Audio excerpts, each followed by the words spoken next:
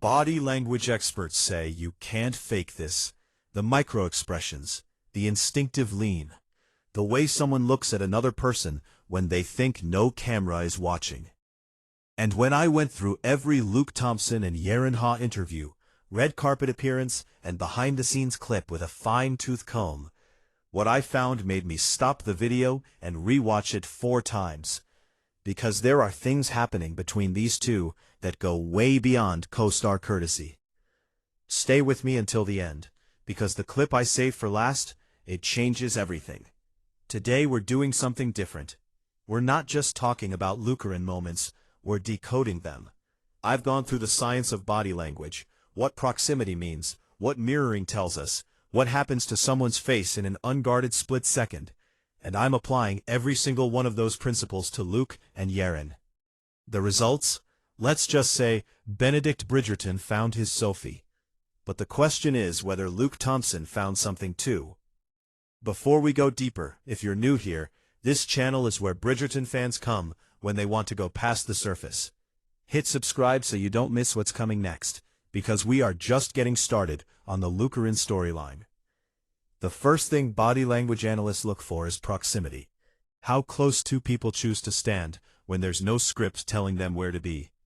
Personal space is instinctive. We maintain distance from people we're neutral about. We close distance toward people we're drawn to. Now watch any Lukerin press junket moment. Watch where Luke positions himself the second the cameras stop actively filming. He doesn't drift to the other side of the group. He doesn't create space. He stays close. And here's what makes it more interesting.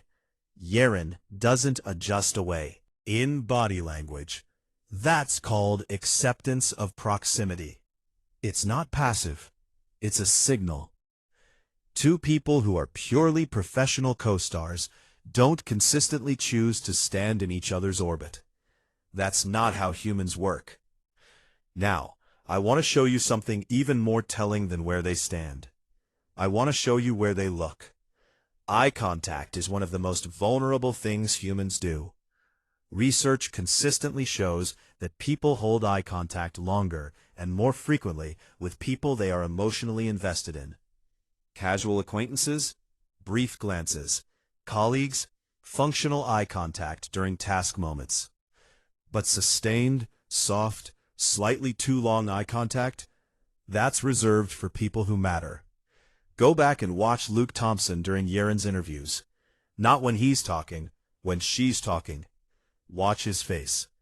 There is a quality of attention there that professional colleagues don't typically extend to each other.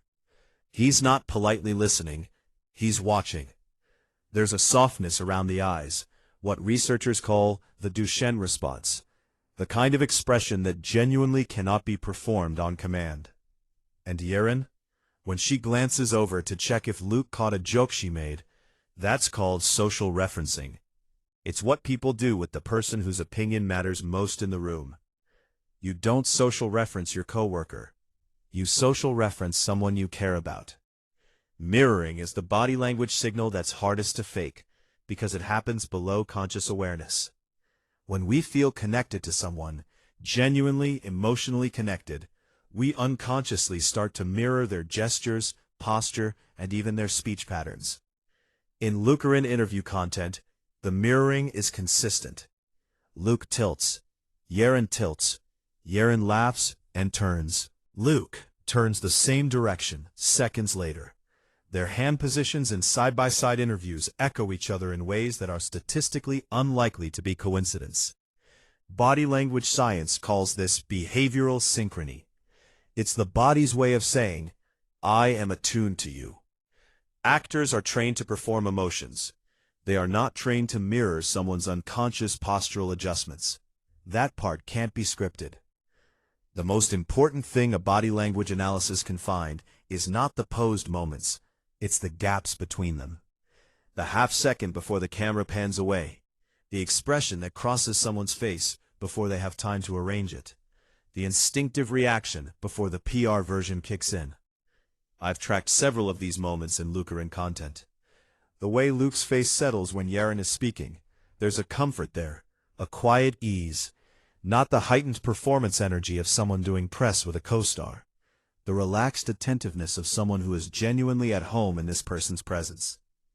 And the way Yerin laughs at his jokes, not the polished camera-ready laugh of an actress on a press tour. The caught-off-guard, slightly too real laugh of someone who actually finds this person funny.